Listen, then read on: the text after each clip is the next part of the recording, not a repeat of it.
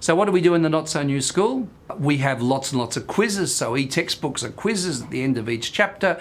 Learning management systems are full of quizzes, and it's the same old thing about right and wrong answers, which don't get to underlying thinking necessarily, and which also cannot deal with the problem of what's the last planet.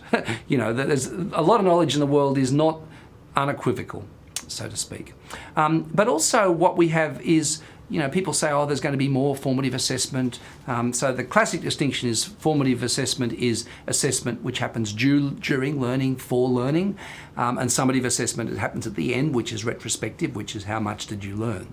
So people say, oh, look, we'll have lots of quizzes and we'll call that formative. Well, in fact, they're often summative assessments disguised as formative, these strange artifacts which were historically built to be retrospective, summative, end of learning exercises, evaluation exercises, and we put them all through the course and we make them feel like there's something different. They're not actually anything different at all in terms of the logic of what they're doing. They're looking at a smaller period of time, for example, but basically looking summatively at what you're supposed to have known using this rather peculiar sampling mechanism.